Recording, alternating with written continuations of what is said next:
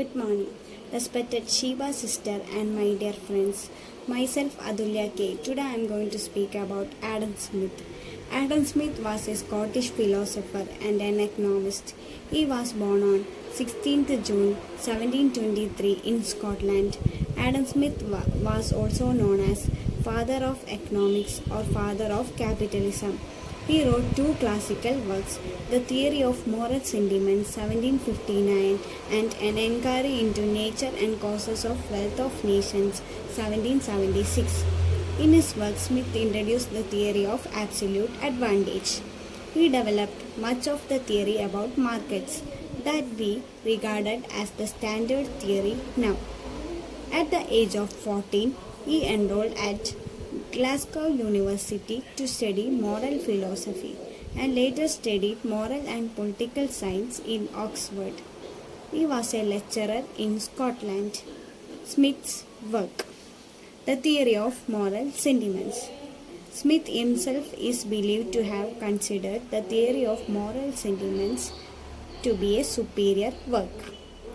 In his work, Smith critically examines the moral thinking of his time and suggests that conscience arises from dynamic and interactive social relationship through which people seek mutual sympathy of sentiments. His goal in writing the work was to explain the source of mankind's ability to form moral judgments given that people began life with no moral sentiments at all.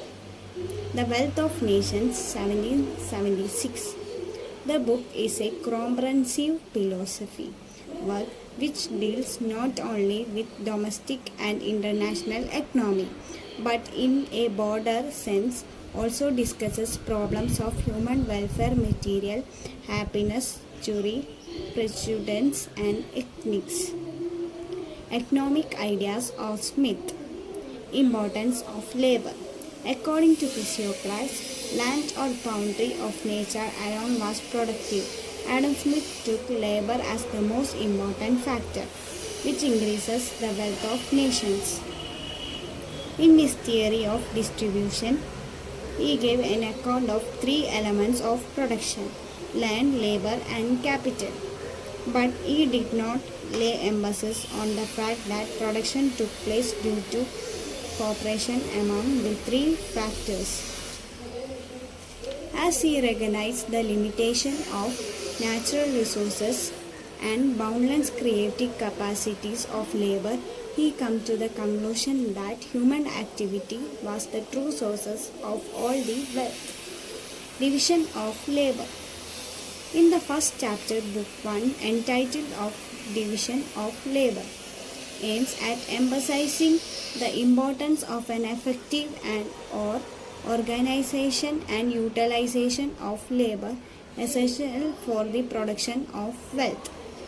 Individual was given that part of work for which he or she was best suited.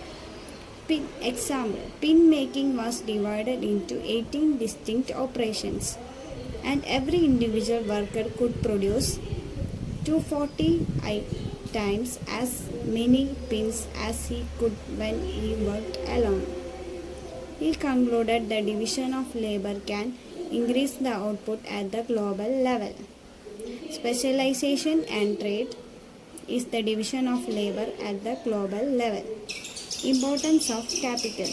Essential foundation of national wealth which has a greater role to play in production than any other thing. The industry of a country can grow only in proportion to its capital accumulation.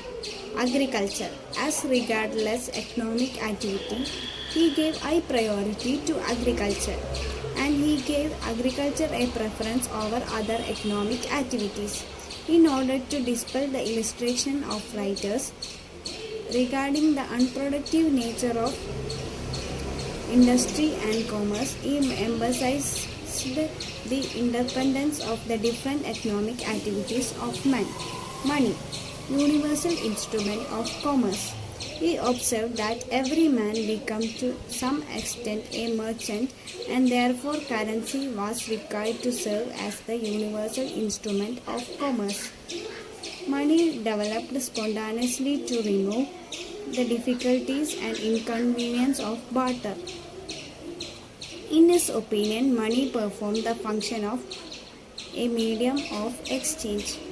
It was also considered as a measure of value. Money as a nominal prices of commodities. Quantity of money needed for the circulation dependent on the internal economic activity. Theory of value. Propounded two theories of value. Labor theory of value, cost of production theory of value. He began distinction between value in use and value in exchange.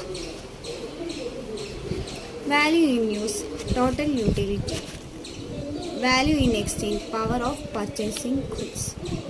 He said that the things which had greatest value in use had frequently little or value in exchange, and on the contrary, those which had greatest value in exchange had frequently little or no value in use.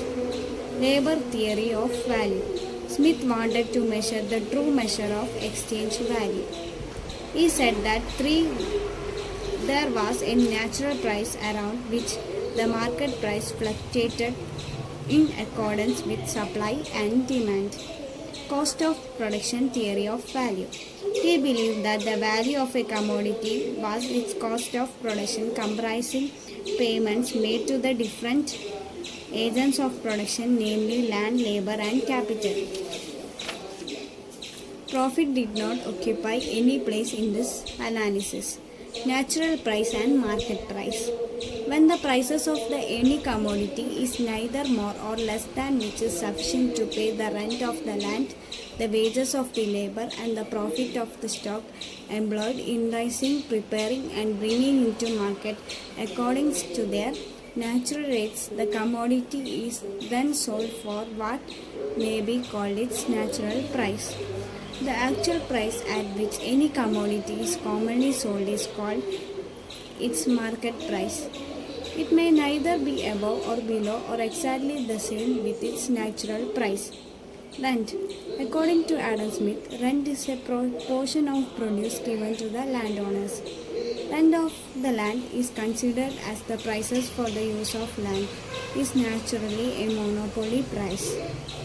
Rent of land is affected by both fertility and situation. Smith pointed out the rent diminished if the land was distant from the market.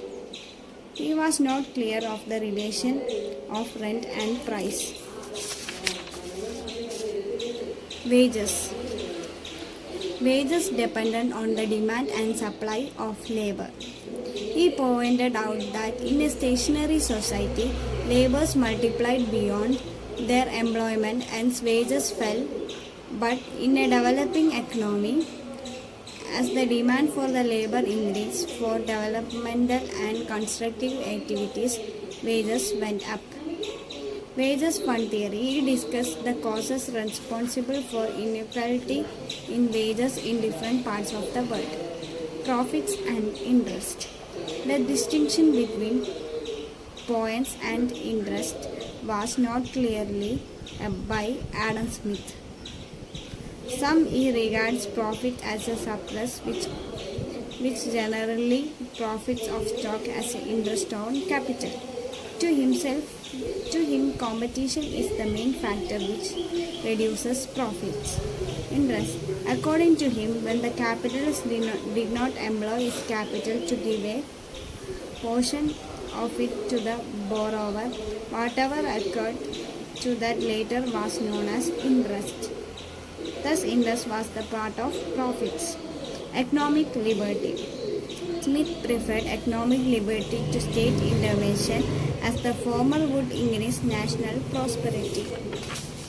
He was against state interventions on economic activities and also against state control over institutions. Really speaking, he favored a free trade, the basis of free market economy. Adam Smith argues that if it was market forces that ensured the production of the right goods and services, this would happen because producers would want to make profits by providing them without government intervention, thus forming laissez-faire environment. Public well-being would increase from competition, organizing production to suit the public. Smith also regarded the danger of monopolies. A monopoly granted either to an individual or to a traded company has the same effect as the secret in the trade manufactures. The monopolist, by keeping the market constantly under stock, by never fully supplying the effectual demand, sell their commodities much above the natural price and raise their enrollments, whatever they consist, the wages or profits, greatly above their natural wage. Functions of the states. He laid emphasis on the following three duties performed by the state: protection against foreign countries, administration of law and justice, establishment and maintenance of public works. Public finance. Fifth book of Wealth of Nations deals with the revenue of sovereign or commonwealth. Public finance is needed for meeting out the responsibilities of the state. He pointed to sources of public revenue. First one, funds, land and capital. Second one, taxes. International trade. Smith was a strong supporter of free trade. To him, foreign trade was the advantageous provided it developed spontaneously. Trade should be natural and it should not be forced upon others. He criticized the balance of trade theory of mercantilists. Invisible hand. It is not from the behaviorance of the butcher, the braver or the baker that we expect our dinner, but from their regard to their own interest. We address ourselves, not their humanity but to their self-love, and never talk to them our necessities but of their advantages, the invisible and is the cost for profits. Economic philosophy of Adam Smith. Naturalism denotes the spontaneous and natural origin of economic institutions, while optimism refers to the belief that economic institutions so created were beneficial in their effects. Smith was emphatic that human actions guided their self-interest were bounded to result in social good. To Smith, spontaneously and behaviorance went together. The presence of one implied the presence of the other. Every individual is motivated by self-interest. Every man, so to say, is the maximizer of gain and the minimizer of loss. Theory of demand and supply. Smith pointed out that in the market an excess of supply over demand would push down the prices of the good under the consideration, and the prices would rise in the opposite case. In this way, a continuous process is always in the operation where the balance between demand and supply gets restored. Smith also extended spontaneously in the case of population.